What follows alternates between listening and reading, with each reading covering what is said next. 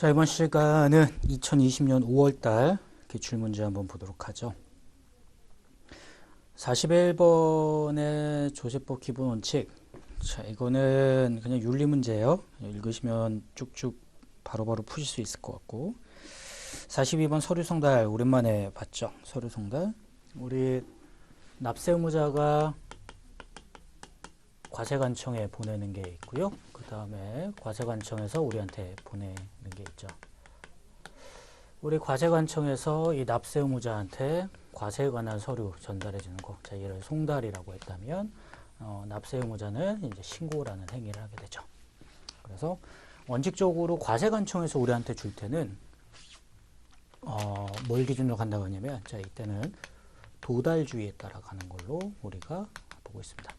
내가 받았을 때, 납세 의무자한테 전달이 됐을 때, 하지만 우리 신고에 있어서는 발신주의. 자, 내가 보내기만 하면 기본적으로 신고한 걸로 봐주겠다. 이렇게 돼 있죠. 자, 보기 1번에 보니까 서류 송달이라고 원칙적으로 도달주의. 송달이니까 원칙적으로 도달주의다. 다만 공시송달일 때는 특례가 있다고 그러죠. 공시송달은 거기다 게시하는 거잖아요. 게시판 같은 거에다가. 그러니까 조금 특례가 있는 거고요.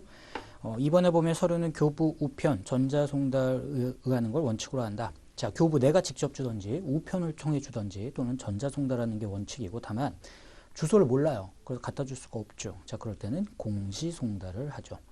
3번에 정보통신망 장애로 전자송달이 불가능하대요. 우편을 못 보내요. 그러면 교부에 의해서만 송달할 수 있다? 라고 돼 있는데 이게 틀렸어요. 뭐예요? 교부도 되고 우편도 가능하죠. 이게 이제 틀린 지문으로 자주 나오는 거고요. 4번에 보면 납세고지서를 송달받아야 할 주소를 주민등록표에 확인할 수 없는 경우 서류의 주요 내용을 공고한 날로부터 14일이 지나면 서류가 송달된 것으로 본다. 이게 뭐예요? 공시송달이죠. 자, 43번에 보면은 뭐 누진세율을 피하려고 명의를 다른 사람으로 했어요. 자, 그런 거 실질과세 원칙이죠. 44번에 과세요건 세 가지, 이건 단순하게 암기하는 거고, 45번에 수정신고 경정청구, 이 내용도 상당히 간단합니다. 자, 46번에 납세 의무자를 보면, 자, 보기 1번에 외국 법인은 국내 원천 소득에 대해서만 법인세를 집니다. 외국 법인은 국내 원천만 지는 거고 맞고요. 이번에 외국에 본점을 둔 단체로서 국내에 사업의 실질적인 지배관리 장소, 자, 사업의 실질적인 지배관리 장소가 있는 곳이 본점이거든요. 본점. 그러다 보니까 이 사업의 실질적인 지배관리 장소가 한국 국내에 있다 그러면 얘는 그냥 내국법인이 되는 거예요. 외국법인이 아니라 본점이 국내에 있으니까 내국법인이 돼서, 자, 이를 외국법인으로 본다라고 했으니까 보기 2번이 틀린 겁니다. 자, 보기 3번은 외국법인은 본점이 있는 외국에서 해산을 하기 때문에 국내에서 청산소득이 발생하지 않아 청산소득에 대한 납세 의무가 없죠. 자, 청산소득은 내국 영리법인만 있다고 했어요. 자, 4번에 내국법인 중에서 국가나 지자체는 법인세 납세 의무가 없도록 하고 있습니다. 자, 47번에요.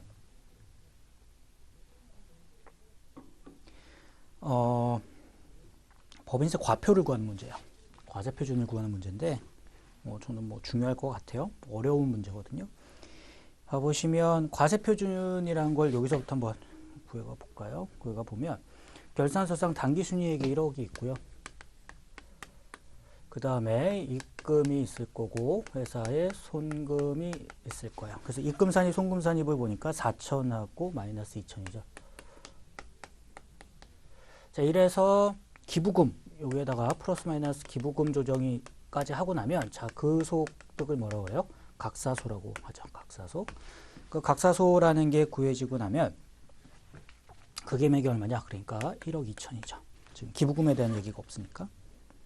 그러면 여기에서 2월 결손금, 그 다음에 비과세, 그 다음에 소득공제. 자, 이걸 차감하고 난 게 우리가 지금 구하고자 하는 과세표준이에요.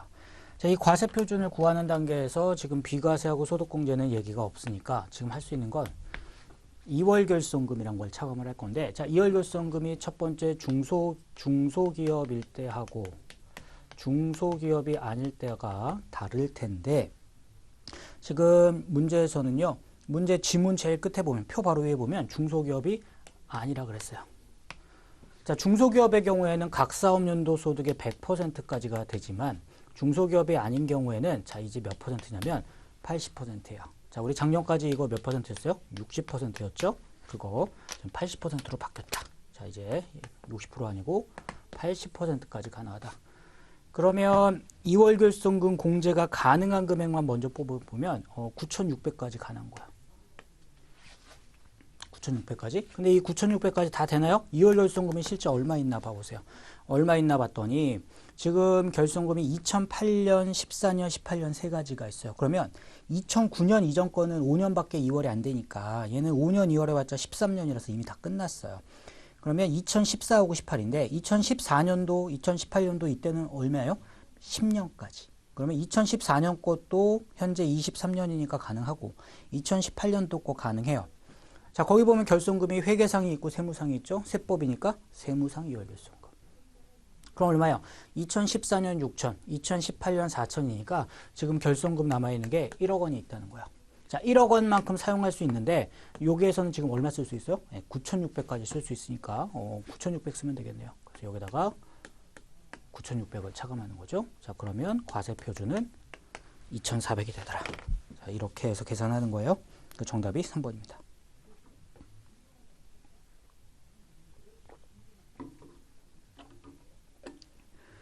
자, 48번에 보면 입금에 해당하지 않는 것을 고르라고 했어요. 1번에 외국 납부 세액 공제를 받는 경우 외국 자회사 소득에 대해 부과된 외국 법인세액 중 그 수익 배당금에 해당하는 금액. 자, 이게 뭐예요? 간접 외국 납부 세액이죠. 해외에서부터 배당을 받았는데 배당이란 건 그 해외 법인의 소득이 발생한 다음에 법인세 내고 남은 돈을 배당해 줬잖아요. 그러면 그 해외 법인이 납부했던 그 법인세 상당액 그걸 다시 내 소득에 더해 주는 거. 그래서 입금으로 더해주게 될 거고요. 이번에 부동산 임대업을 주업으로 하는 차입금과다법인 얘네들은요. 임대보증금에 대해서 정기예금 이자율 곱한 것만큼 입금으로 보죠. 간주임대료라고 하죠. 간주임대료. 3번에 보면 특수가 있는 게 있는 개인으로부터 저가로 매입한 유가증권의 매입가액과 시가외 차액제에도 입금 산입하게 되죠. 4번에 2월 결손금 보전에 충당된 채무면제액 얘는 입금으로 보지 않게 되는 거죠. 그 정답은 4번. 자, 49번이 정말 어려웠을 거예요. 자, 이번 그 20년 5월이 상당히 어려운 시험이었어요. 자, 49번을 봐보면 이거예요. 김삼일 이사의 인건비 중에서 송금불 산입되는 금액을 한번 보라고 했어요.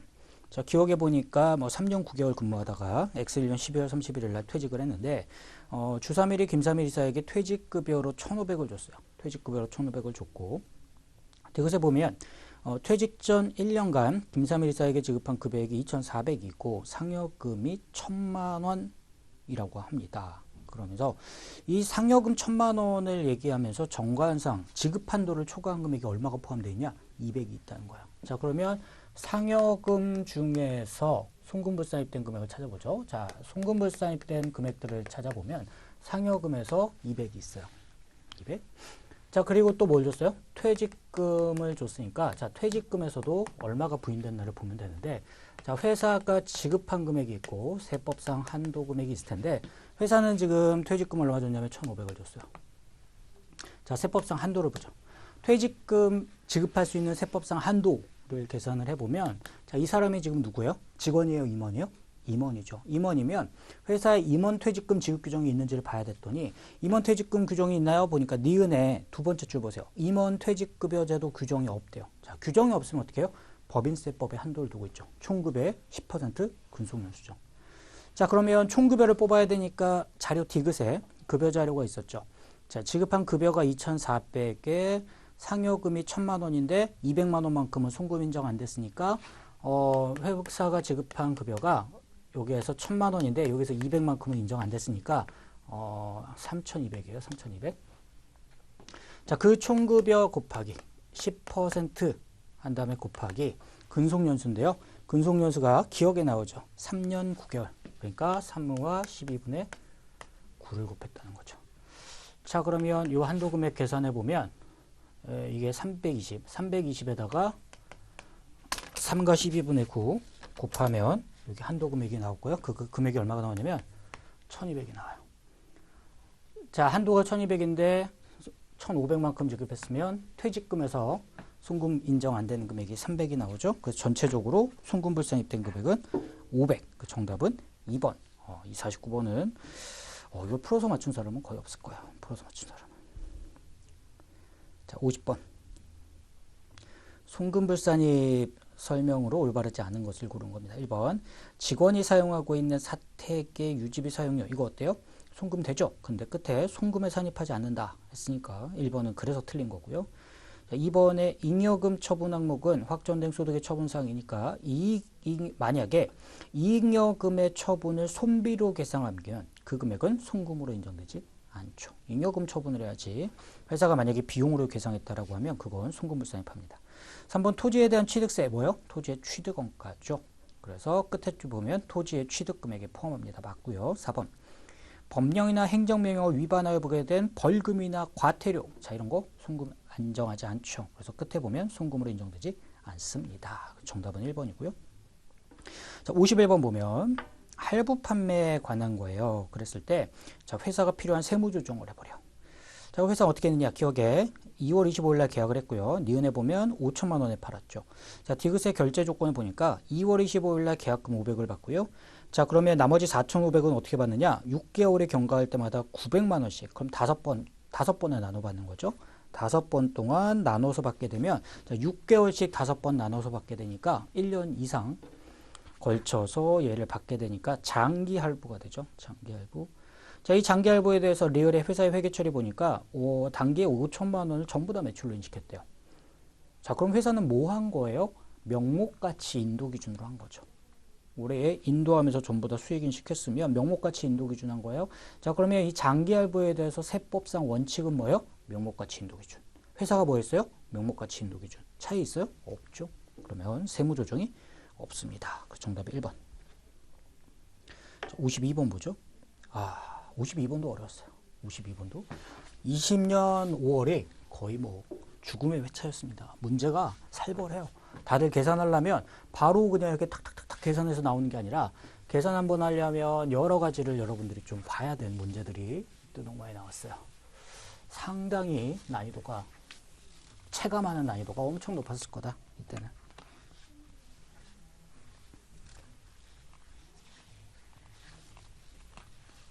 보죠. 감가상각에 대한 문제인데 자, 감가상각을 어렵게 내면 이렇게 낼 수 있다 라고 생각하시면 돼요.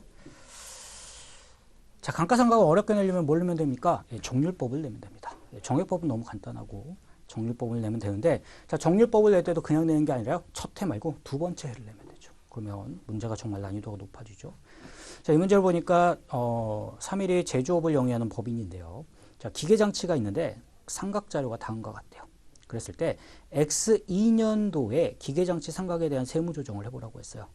자, 기계장치 취득가가 1억이고 취득한 날은 1월 1일 날 1억을 주고 샀고 이 감가상각 방법을 봤더니 정률법이래요. 그러면서 상각률이 0.451인 거 보면 5년일 거야. 5년이니까 0.451이고 회사가 장부에다가 비용 처리한 금액이 X1년도에 5천, X2년도에 2천이래요. 그럼 이렇게 한번 봐봐요. 회사 삼각비를 보죠. 회사가 삼각비 처리한 걸 보면 이렇게 돼 있어요.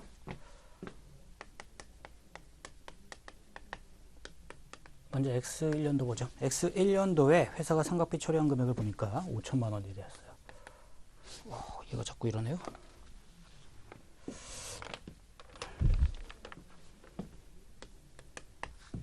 자, 그러면 세법상의 범위액만 계산하면 되는데 세법상 범위액, 자, 취득한 첫 해 세법상 삼각범위액은 정률법 되게 쉬워요. 어떻게 하면 돼요? 그냥 취득가액에다가 0.451이에요. 자, 100에다가 0.451 하면 45.1이에요.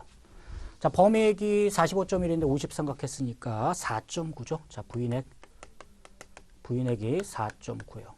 자, 부인액이 있다는 의미는 뭐라고 그랬어요? 우리 장부가가 있어요. 자, 이게 회계상 장부가액은 상각을 50했기 때문에 50이 남아있다고 하지만 자, 세법상의 장부가액은 얼마라는 거예요? 장부는 여기까지 더해서 54.9가 남아있다는 거죠. 자, 그 다음 연도가 됐어요. 자, 그 다음 연도가 됐더니 회사는 장부에다가 상각을 얼마 했어요? 라고 봤더니 상각을 2천을 했대요. 2천을 했을 때 제일 여기서 지금 문제에서 제일 중요한 거 자, 이 두 번째 해에 세법상 상각 범위액은 얼마일 거냐라고 하는 건데 그 범위액은요. 정률법은 항상 장부가액 기준으로 가는데 그 장부가는 회계가 아니라 세법이 알고 있는 장부가 거기에다가 얼마를 곱하면 돼요? 0.451을 곱하면 돼요. 자, 그럼 그 금액 곱한 게 얼마냐? 24.7599예요.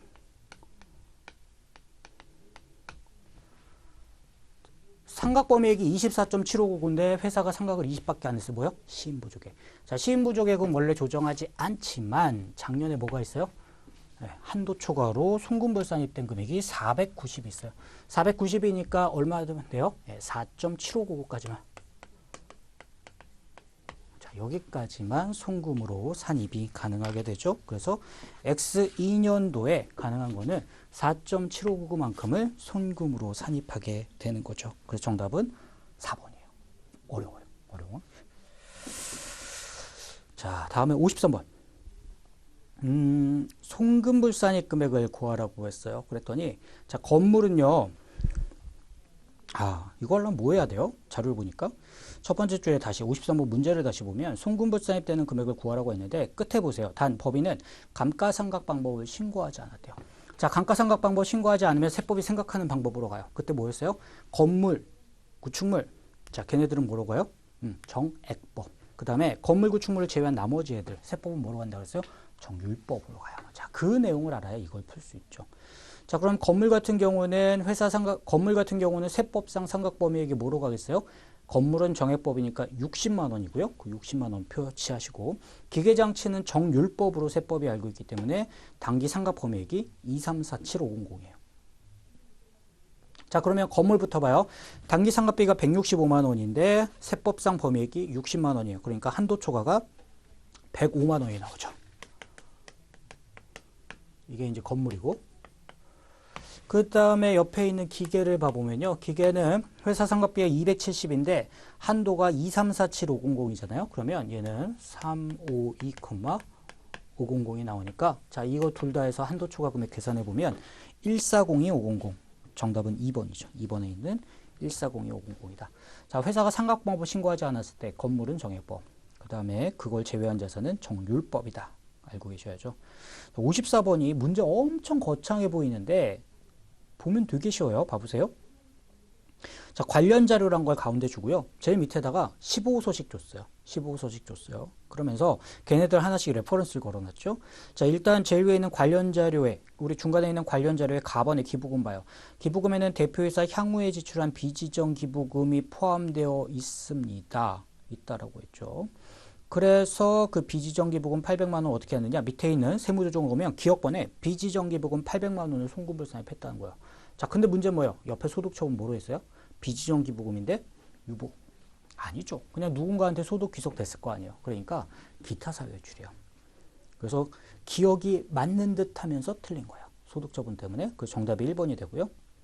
자, 니은을 볼까요? 니은은 접대비 한도 초과가 있었대요. 그래서 밑에 봐보면 니은에 접대비 한도 초과 200만 원을 기타사에 유출했고요. 자, 올라가서 디귿의 다의 상여금을 보면 임원에게 급여 기준 초과해서 300을 줬대요. 그랬더니 밑에 다시 디귿 내려와 보세요. 디귿에 보니까 임원상의 한도 초과 300을 상여로 소득 처분하고요. 그 다음에 그 오른쪽에 리을 바로 보면 전기 대손 충당금 한도 초과액을 바로 입금불산입, 즉 송금산입했죠. 자, 문제 55번 볼까요?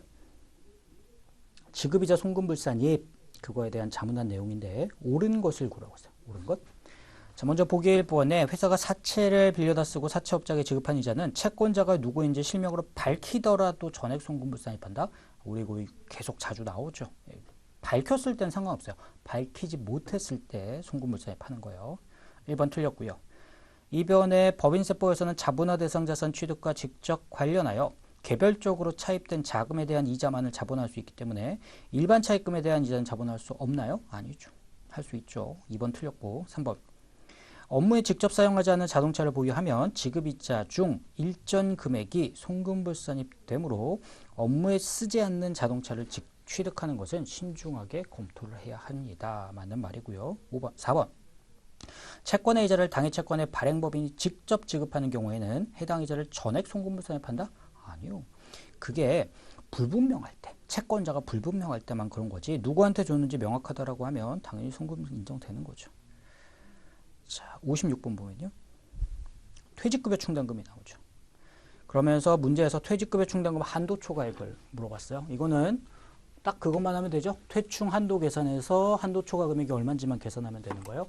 항상 이런 문제 나왔을 때는 회사가 설정한 거, 자, 퇴충은 회사가 설정한 거니까 세법상 한도 금액을 비교하는데 이 한도 금액이란 거는 미니멈 1과 2였어요. 자, 둘 중에 작은 금액 가는데 총급여 기준과 추계액 기준 가면 되죠. 자, 먼저 회사가 설정한 금액은 우리 T 계정에 보니까 350이라고 되어 있죠. 자, 그 다음에 한도를 보면 총급여하고 추계액이 나오는데 먼저 총급여 기준 보죠. 자, 총급여 기준을 보니까 총급여가 자료 리을에 나오는데요.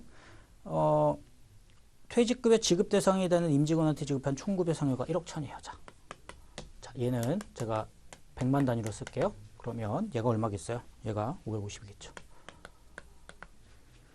이렇게 쓸까요? 얘는 그냥 다 써드릴까요? 또 위에랑 헷갈리실 것 같아서. 그 다음에 추계액 기준 보죠. 자, 추계액 기준으로 보는데 이 추계액 기준이란 게 그렇죠. 추계액이라는 게 아무리 총급여에서 한도가 나오더라도 추계액에서 기본적으로 기말에 얼마까지요? 추계액의 0%. 그러니까 추계액에서는 기본적으로 한도가 안 나와요. 다만 퇴직금 전환금이 있으면 나올 수가 있죠. 퇴직금 전환금을 더하니까. 근데 자료 비읍해 봤더니 퇴직금 전환금이 500이 있어요. 자, 추계액은 상관이 없어요. 추계액은 얼마가 되더라도 0%니까 이건 그냥 0이에요. 근데 거기다가 전환금을 더하는데 전환금이 500이 있어요. 자, 근데 이건 기말에 쓸 수 있는 거고 2월 잔액을 빼야 되죠. 2월 잔액. 자, 기초 잔액이 700 있는데요. 자, 이게 세법이 다 인정했느냐? 기초 잔액 중에 세법이 부인된 금액이 있어요. 그게 자료 니은에 보면 100만 원이 있대요. 거기다가 실제 단기 퇴사하면서 사용한 금액이 200만 원이 있잖아요. 그럼 여기서 300을 빼니까 여기서 이월되어 오는 금액이 400이 이월된 거예요. 자, 기말에 500까지 인정하는데 작년에 이월되어 오는 금액이 400이 있으니까 이 추계액 기준 한도가 100만 원이죠. 그러면 한도는요? 둘 중에 작은 금액이니까 100만 원이 한도로 잡히게 돼요. 그러면 설정액에서 한도 초과한 금액은 250이죠. 그 정답이 3번이 됩니다.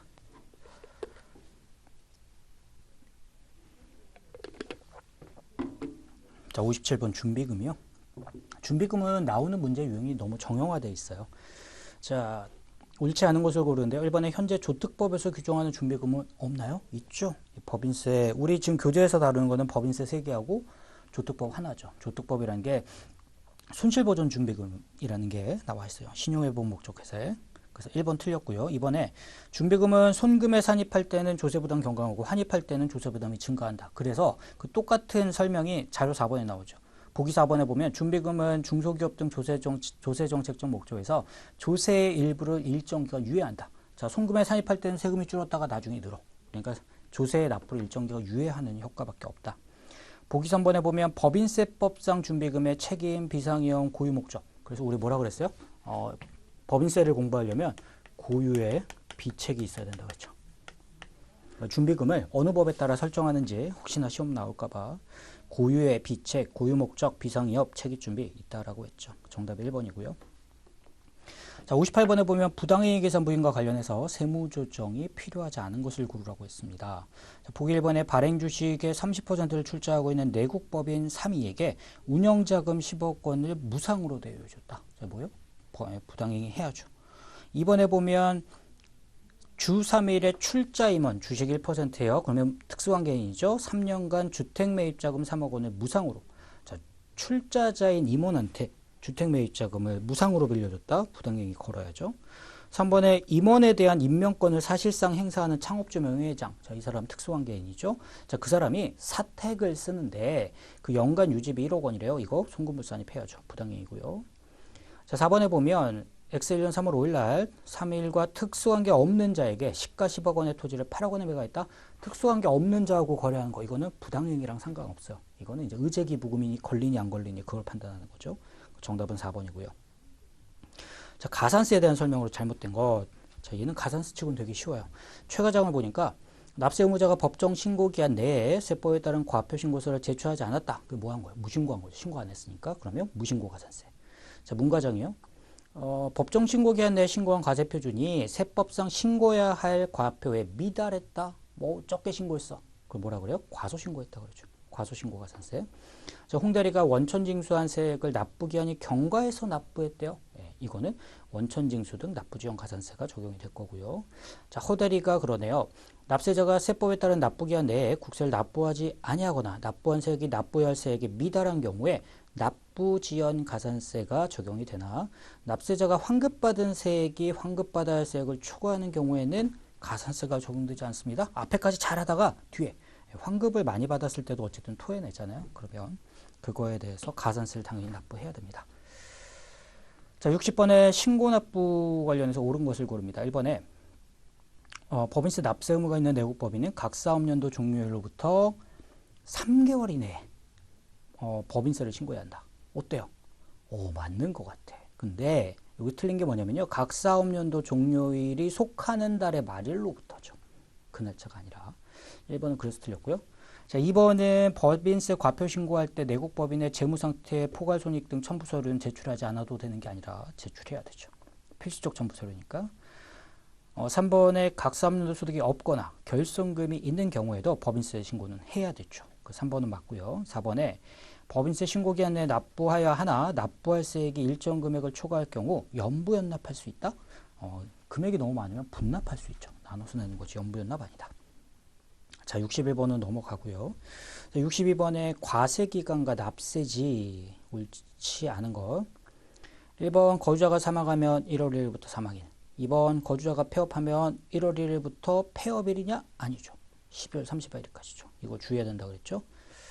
3번에 거주자의 납세지는 주소지라는 게 원칙이고요. 4번 비거주자의 납세지는 국내 사업장 소재지라고 했었죠. 근데 국내 사업장 소재지가 없을 때 내어서 4번이 잘못된 겁니다. 자, 63번 필요경비가 인정되지 않는 것. 자, 우리 필요경비 인정 안 된 거 딱 중요한 거 두 개 있었죠. 뭐요? 이자하고 배당. 정답 1번이고요.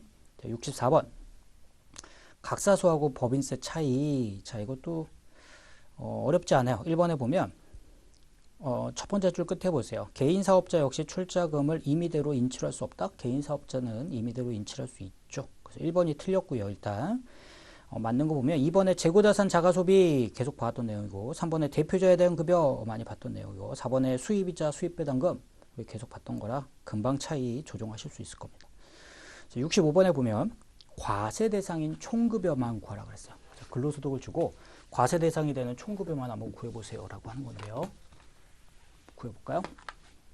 보시면 월급여가 300이니까 1년 동안 3,600을 받았을 거예요. 자, 상여가 400이 있고요. 그 다음에 디귿에 보면 6세 이하의 자녀보육수당. 자, 6세 이상의 자녀보육수당에 대해서는 월 10만 원까지 과세하지 않죠. 과세될 게 없고요.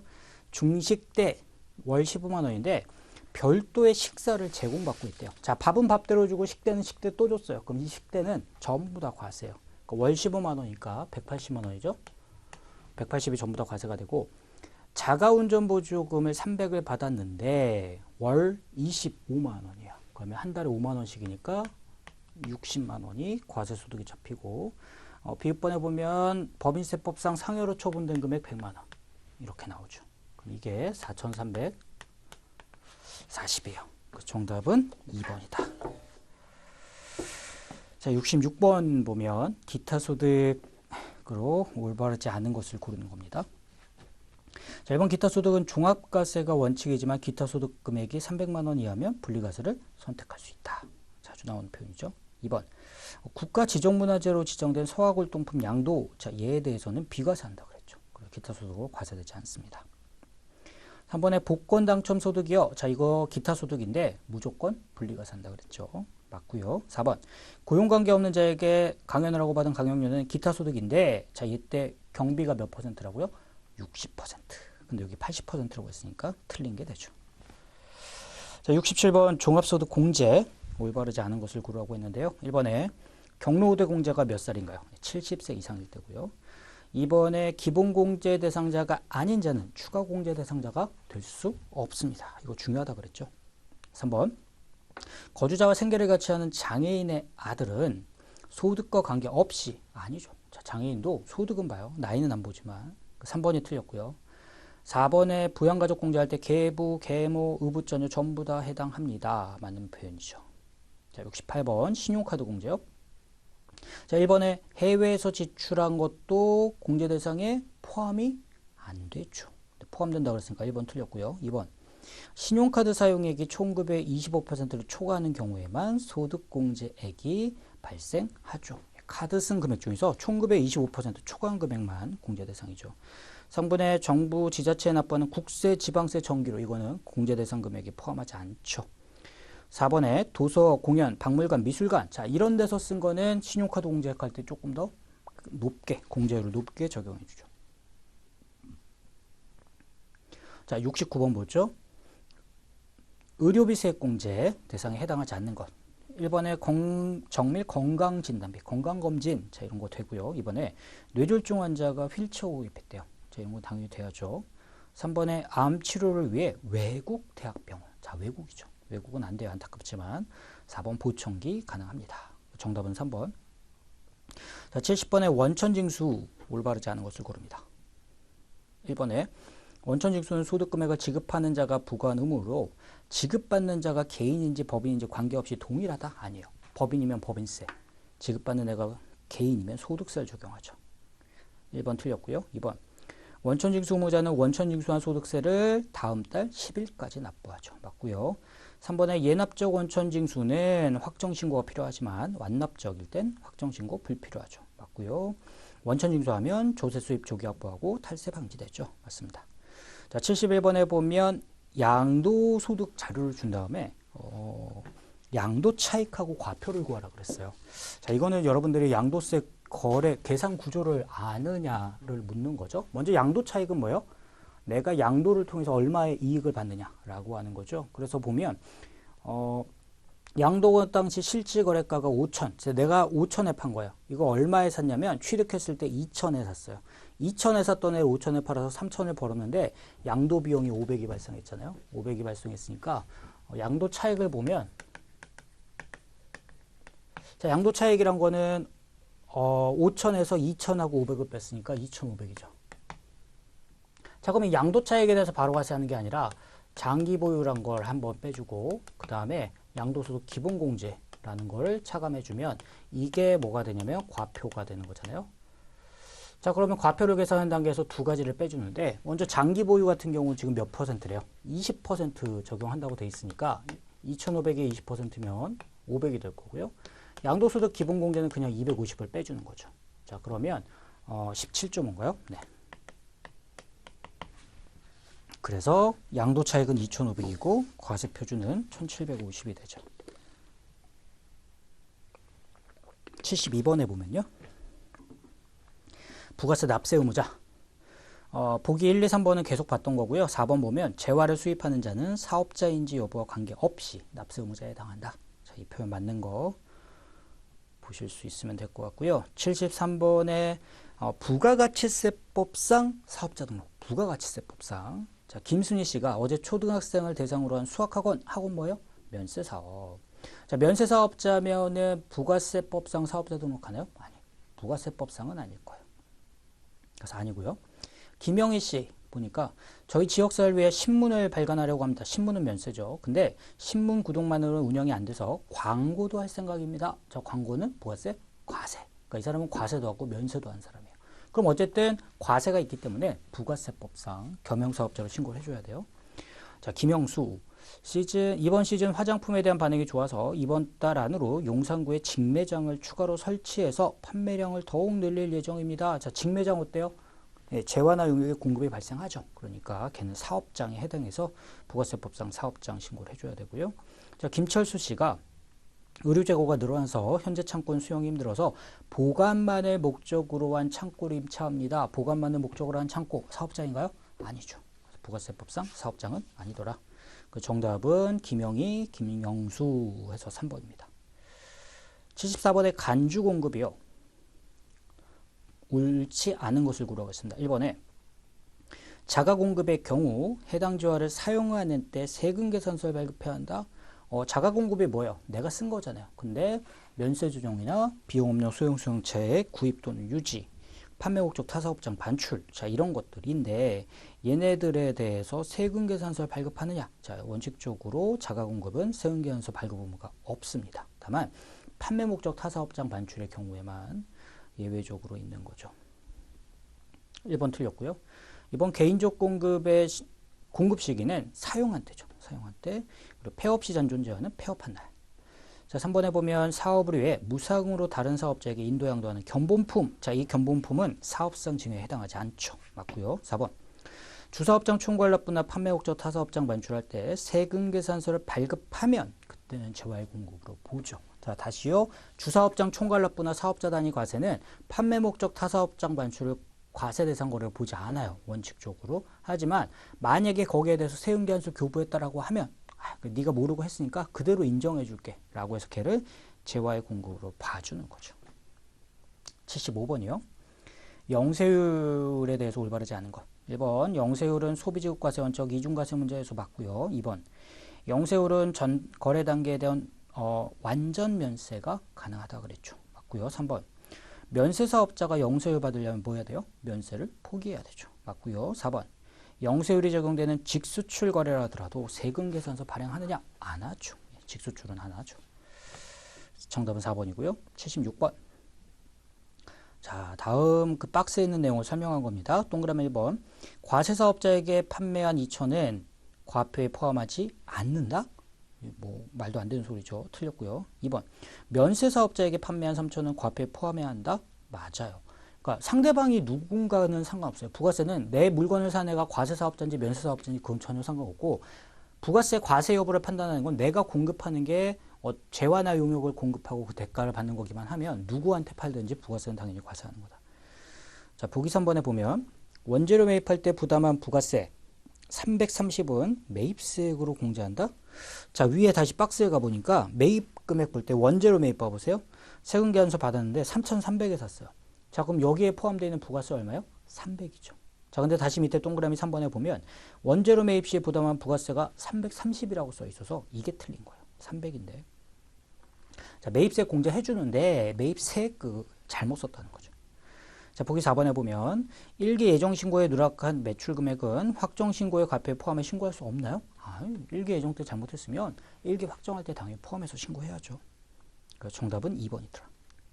77번.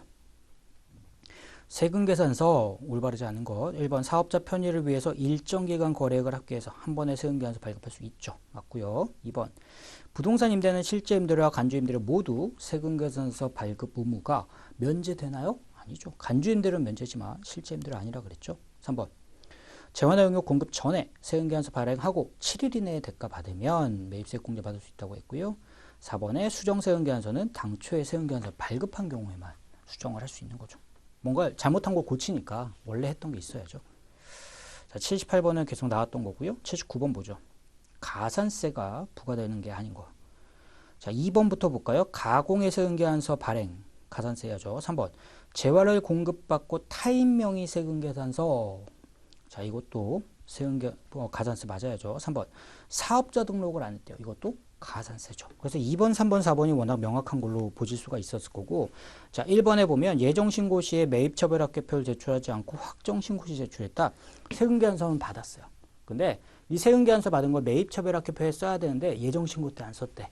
그걸 확정 때 썼다는 거야. 뭐야?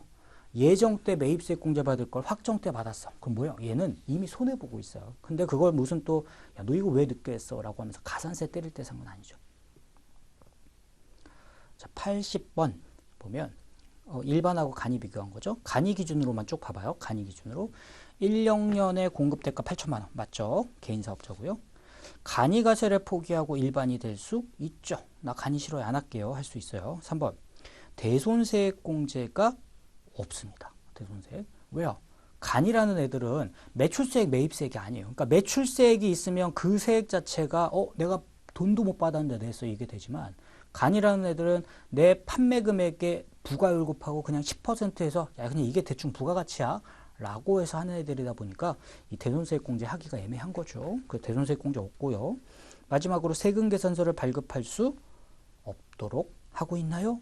그랬더니 아니 이제 간이가세자도 세운계산서 무조건 발급해야 돼. 원칙적으로 발급해야 되는 거예요. 옛날에는 안 된다 그랬죠. 근데 지금은 발급해야 되는 거라서 이게 4번이 틀린 표현이 되겠습니다. 자, 이번 차수가 좀 어려웠죠. 계산 문제가 좀 어려웠어요. 시험장 가서 계산 문제 어려우면 뭐 해야 돼요? 제껴야 돼요. 일단 걔는 안 풀고 쭉 넘어가야 돼요. 쭉 넘어가서 전체적으로 풀고 계속 말씀드리지만 계속 풀면서 내가 알고 있는 거 무조건 맞춘 다음에 마지막에 시간 남으면 그때 와서 풀지 않았던 문제 다시 푸는 거다. 그렇게 해야 여러분들이 짧은 기간에 학교 가실 수 있을 겁니다. 자, 2020년 5월달 기출문제 풀이는 여기서 마무리하도록 하겠습니다.